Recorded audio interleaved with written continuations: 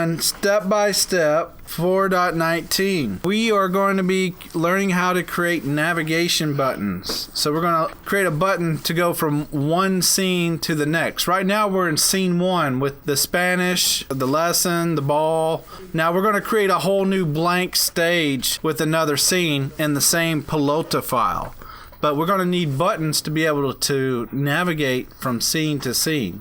Let's get started. We're on page 143, step-by-step 4.19. We are going to insert a new symbol. It's very important that you do this before we start. Make sure you're on this layer, O-N-E. Everybody look at mine. Make sure you're on this last layer that we created with the number 1. You click in the last frame.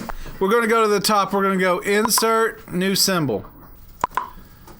And we are going to call this Start/Behavior Button. So we're going to type START capital BEHAVIOR BUTTON. We're going to do something different this time with creating this symbol.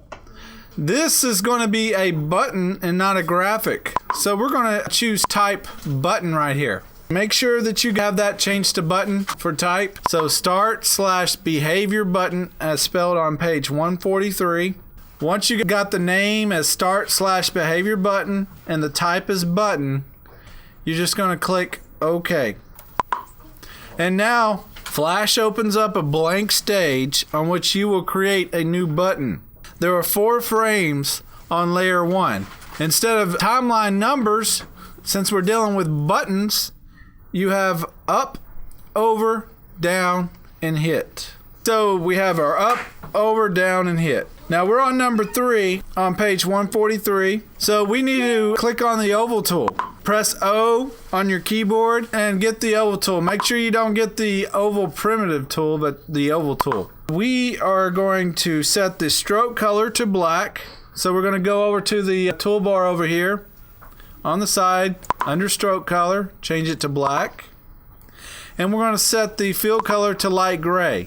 I usually choose that regular gray with the hex CCCCCC. So we got light gray right there. Black for stroke, light gray for fill color. The directions is asking for us to make a oval that's sized by centimeters and not pixels. We've never run into that before. So I'm going to teach you how to change your measurement settings. In order to do that, you're going to go Modify Document. And temporarily, we're going to change our ruler units to centimeters. So Modify Document, and we're going to temporarily change our ruler units to centimeters. So it converts all the measurements to centimeters instead of pixels. And then click OK. So now we are going to draw that oval that's got the black stroke and the light gray fill. I'm going to just draw it right here. In order to make it the right size, I'm going to click on the selection tool after I draw my oval. So I'm going to click on the black arrow or press V as in Victor. I'm going to double click on it. If you double click on it, position and size is right over here in the properties panel.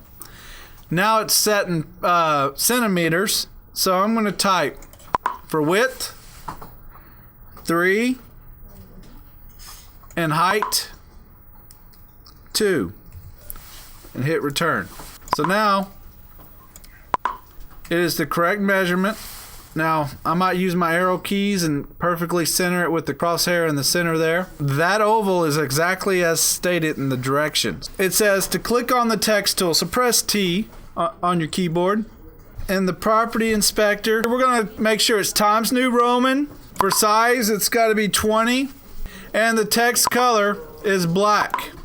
So Times New Roman, size 20, text color black. I'm going to click inside of this oval and I'm going to do all caps. S-T-A-R-T. Start. I'm going to hold down the command key and it turns into the selection tool and I'm going to move start right in the center of that oval there.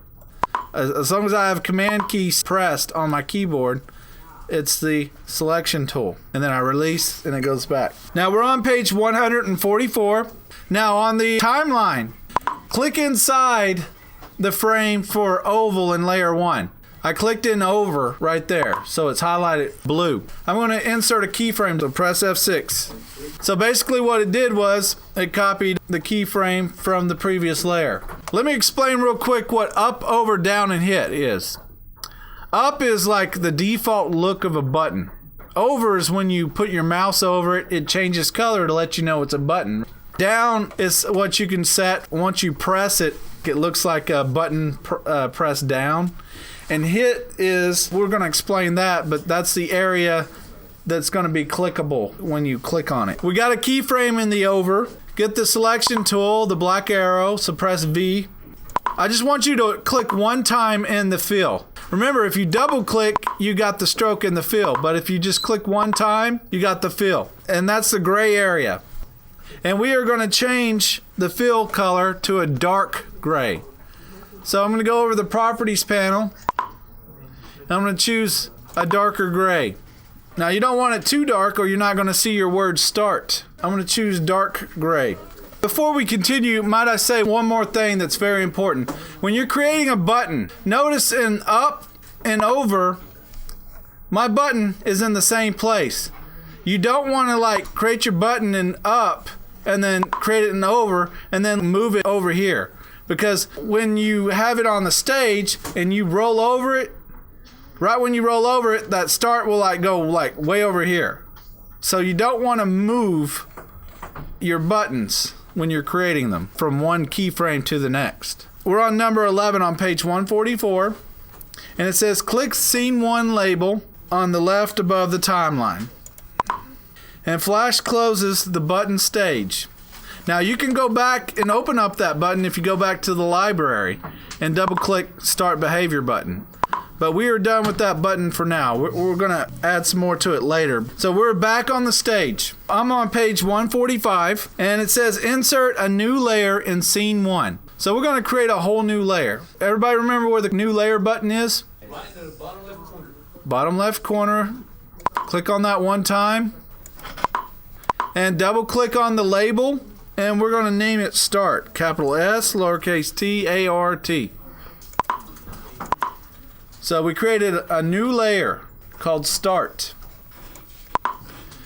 In frame 110, click in that layer. Don't click on the label 110. Click in the actual layer for Start 110 and press F6. You should have a blank keyframe on that layer because we're about to insert that button. Frame 110 in the Start layer. Create a keyframe. Everybody should have their library right next to their properties panel. Command L shows your library. It makes it appear and go away. Find your button in the library, which is Start Behavior button, and drag your button on the stage below the text. So watch me. I'm going to click. I got a hold of it. Drag. And release. That simple. So once you got your button here, let's save our progress and go File, Save. And we will start on the next step. Thank you all for watching. Hey class, if you like this video, please click like below and subscribe to this channel. Also, like us on Facebook and follow us on Twitter.